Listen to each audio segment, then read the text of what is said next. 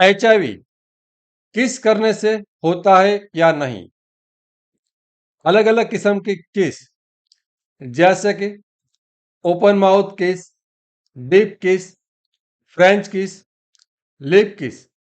तो क्या इन किस्म के किस से एचआईवी और एड्स होने का कोई रिस्क होता है या नहीं? क्या कोई एचआईवी पॉजिटिव पर्सन को कोई इंसान किस कर सकता है या किस करना चाहिए या नहीं? और आखिर में हम देखेंगे कि सलाइवा के अंदर एचआईवी का वायरस होता है या नहीं, और यदि सलाइवा के अंदर एचआईवी का वायरस होता है तो क्या इस सलाइवा के वायरस से एचआईवी फैलने की कोई संभावना है या नहीं? तो आपको इस सवाल का जवाब एक रियल लाइफ कहानी से दूंगा। एक बार एक इंसान ने मेरे से ऑनलाइन कंसल्टेशन बुक किया। उस इंसान की प्राइवेसी और गोपनीयता को ध्यान में रखते हुए मैं उसका नाम आपको इस वीडियो में नहीं बता सकता। तो उसी एक इंसान के नाम से ही पूरी कहानी को हम सुनेंगे। तो उसी इंसान ने अपनी कहानी बताते हुए कहा कि वो पहली बार स्पा या मसाज पार्लर में गया था। वहां पर मसाज खत्म होने के बाद उसने उस लड़की के साथ अलग अलग किस्म की किस किया, और किस के अलावा उसने किसी भी किस्म का सेक्स नहीं किया था। जब वो घर पे आया तब उसको अचानक उसके मन के अंदर एक किस्म का डर पैदा हुआ। उसको ऐसा सवाल दिमाग में पैदा हुआ, क्या जो उसने किस किया था तो इस किस्म के किस से उसको एचआईवी होने का कोई संभावना था या नहीं? लेकिन एक प्राइवेट मसला होने के कारण वो इंसान किसकी मदद ले, ना तो किसी अपने फ्रेंड को पूछ पाया और ना तो इस मसले पर किसी अपने जो परिवार के सदस्य है उसको पूछ पाया। तो उसको और कोई रास्ता नहीं दिखता, और उसको प्राइवेसी और गोपनीयता को ध्यान में रखते हुए उसको आइडिया आया कि इसके बारे में इंटरनेट, यूट्यूब और गूगल पर देखा जाए। तो उसने शुरू किया इंटरनेट पर देखना। उसने कुछ गूगल पर कुछ आर्टिकल्स पढ़े और यूट्यूब पर कुछ वीडियोस देखे। तो उस वीडियो और आर्टिकल्स में उसने अलग अलग किस्म की चीजें, इंफॉर्मेशन देखा। कुछ वीडियोस बता रहे थे कि इस तरह से एचआईवी नहीं फैलता है, और कुछ वीडियोस ऐसे भी थे कि जिसमें उसको बताया गया था और उसने सुना कि एचआईवी पॉजिटिव लोगों को मुंह में काफी किस्म की बीमारी हमेशा रहती है, तो उसके कारण उसको खून भी निकलता हो सकता है, और उसके कारण बहुत ज़्यादा संभावना है कि उसको एचआईवी ट्रांसमिट होने की। तब उसको समझ में नहीं आ रहा था कि इनमें से वो कौन से वीडियो पे भरोसा करे और किन वीडियो पर भरोसा नहीं करे। इनमें से क्या सच है और क्या झूठ है, किस तरह से तय किया जाए कि कौन सी इंफॉर्मेशन सही है।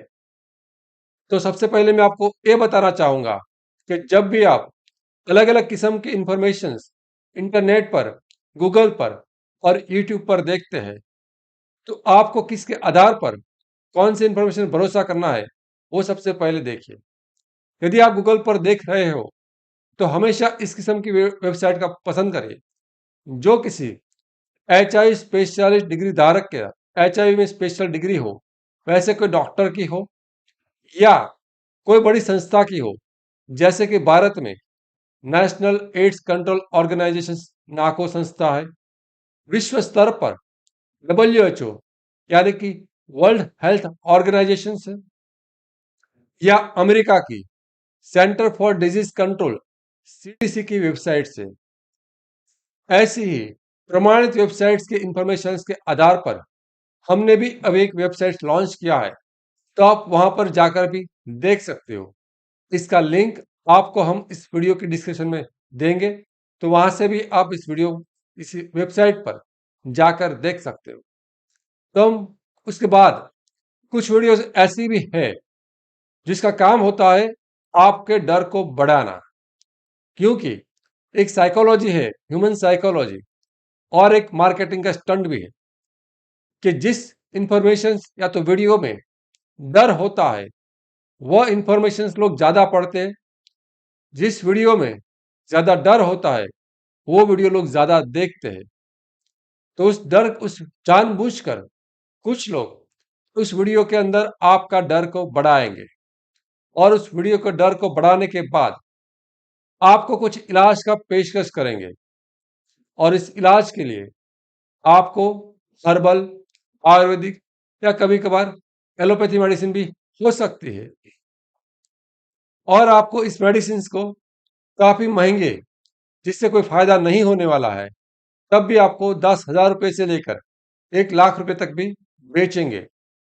और कभी कभार इंसान इतना डरा होता है तो इतनी महंगी दवाई भी वो परचेस कर लेता है, खरीद लेता है।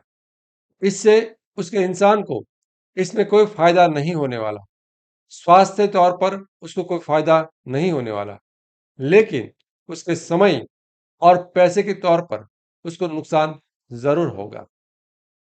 तो याद रखिए, अब हम आते हैं हमारा जो मेन क्वेश्चन था, तो क्या किस करने से एचआईवी फैलता है? तो इसका जवाब है किस करने से एचआईवी नहीं फैलता है। क्या लिप किस, ओपन माउथ किस, फ्रेंच किस? तो क्या इन तरीके से किस करने से भी एचआईवी फैलने की कोई जोखिम है या नहीं? तो इस किस्म की किस करने से भी एचआईवी होने का कोई रिस्क नहीं है। क्या एचआईवी पॉजिटिव व्यक्ति को उसका पार्टनर किस कर सकता है या नहीं? तो हाँ, एचआईवी पॉजिटिव व्यक्ति को भी उसके पार्टनर्स के द्वारा किस कर सकते हैं, उसमें उसको एचआईवी होने का कोई खतरा नहीं है। और क्या सलावा के अंदर एचआईवी का वायरस होता है या नहीं होता? तो सलावा के अंदर एचआईवी का वायरस तो होता है, लेकिन उसकी मात्रा इतनी कम होती है कि जिससे एचआईवी फैलने की कोई संभावना नहीं है। तो यदि आपने कोई किस किया है और उससे आप डरे हुए हो कि कहीं आपको एचआईवी ना हो जाए, तो आपको डरने की जरूरत नहीं है, आपको एचआईवी नहीं होगा।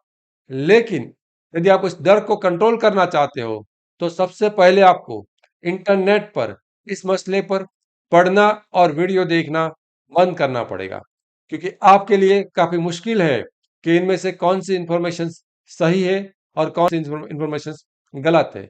और हो सकता है कि आपका डर का फायदा कोई और उठा सकता है और आपसे बहुत ज्यादा पैसा भी वसूल कर सकता है। तो हमारा कंक्लूजन है कि किस करने से एचआईवी नहीं फैलता है, और किसी भी किस्म के सामाजिक संपर्क से भी एचआईवी नहीं फैलता है।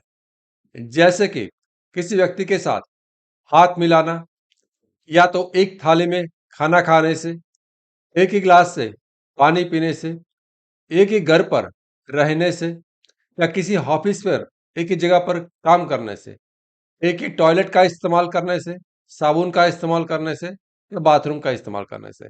तो इस तरह से किसी भी किस्म के सामाजिक संपर्क से एचआईवी नहीं फैलता है। तो किन कारणों से एचआईवी फैलता है? बस आपको वो सिर्फ 4 कारण याद रखने हैं। यदि आपके साथ इन 4 कारणों में से कुछ भी नहीं हुआ है, तो आपको डरने की कोई जरूरत नहीं है, और किसी भी डॉक्टर से बात करने की भी जरूरत नहीं है। तो अब जानते हैं कि कौन से 4 कारणों से एचआईवी फैलता है। पहला है एचआईवी पॉजिटिव ब्लड। यदि किसी को ब्लड ट्रांसफ्यूजन होता है, यानी कि ब्लड को चढ़ाया जाता है, तब किसी को एचआईवी होने की संभावना होती है। लेकिन आज की मॉडर्न टेक्नोलॉजी में हर ब्लड बैंक में उसका ब्लड का टेस्टिंग होता है, तो इस तरह से एचआईवी फैलने की संभावना बहुत कम हो चुकी है, ना के बराबर हो चुकी है। दूसरा है निडल एंड सिरिंज। जो लोग इंजेक्शन से नशा करते हैं, अक्सर वो लोग ग्रुप में बैठकर एक ही सुई और सिरिंज से नशा करते हैं। तो इस तरह से एक इंसान से दूसरे इंसान को एचआईवी हो सकता है। यदि कोई एचआईवी पॉजिटिव महिला है और वो अपना इलाज नहीं कराती है, तो उसको आने वाले बच्चे को एचआईवी होने की संभावना 30 से 40% रहती है। और यदि उसी महिला का जो WHO यानी कि वर्ल्ड हेल्थ ऑर्गेनाइजेशन और CDC यानी कि centre for disease control America की संस्था के गाइडलाइन के हिसाब से उसका इलाज होता है, तो आने वाले बच्चे को HIV होने की संभावना थियोरेटिकली 2% से कम हो जाएगी, लेकिन प्रैक्टिकली हम किसी बच्चे को HIV आते ऐसा देखते अभी नहीं है। और चौथा और अंतिम कारण, किसी भी HIV पॉजिटिव व्यक्ति से बिना कॉन्डम सेक्स होता है, वह चाहे एनल सेक्स हो यानी कि गुदा मैथुन हो, या वजाइनल सेक्स हो यानी कि योनि मैथुन हो, और ओरल सेक्स हो यानी कि मुख मैथुन हो, तो HIV ट्रांसफर होने का या तो एक इंसान से दूसरे इंसान के अंदर HIV फैलने की संभावना है। तो यदि इन 4 कारण के अलावा किसी और कारण से आप डरे हुए हो, आपके मन में प्रश्न है कि इससे HIV फैलेगा कि नहीं फैलेगा, तो इसका जवाब है कि HIV नहीं फैलेगा। तो इसके लिए आपको डरने की कोई आवश्यकता नहीं है। आखिर में मेरा परिचय, मैं doctor Ketan Ranpariya, HIV AIDS specialist. 17 साल से भी ज्यादा वक्त हो चुका है क्लिनिकल प्रैक्टिस में, और अब तक 12,000 से भी ज्यादा लोगों का मैं कंसल्टेशन कर चुका हूं। यूट्यूब की सबसे विश्वसनीय HIV और एड्स चैनल्स पर मैं आपका स्वागत करता हूं। हमारा उद्देश्य है HIV एक्सपोजर से जुड़े आपका डर और दर्द को दूर करना, और हमारा दृष्टिकोण है कि HIV के बारे में आपको आसान भाषा में सही और सच्ची जानकारी देना। हाल ही में हमने एक वेबसाइट लॉन्च किया है।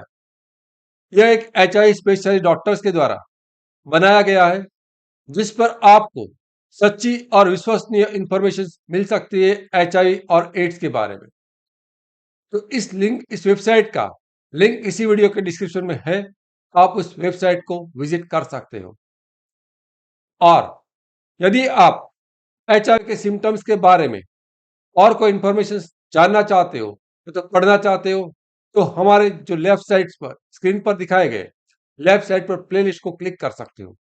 यदि आपका कोई एक्सपोजर हुआ है और उसके साथ में जुड़ी हुई टेस्टिंग के बारे में और निदान के बारे में आप जानना चाहते हो, तो स्क्रीन पर दिखाए गए राइट साइड पर प्लेलिस्ट को क्लिक कर सकते हो। हम किसी और वीडियो पर किसी और टॉपिक पर वापस मिलेंगे। Thank you.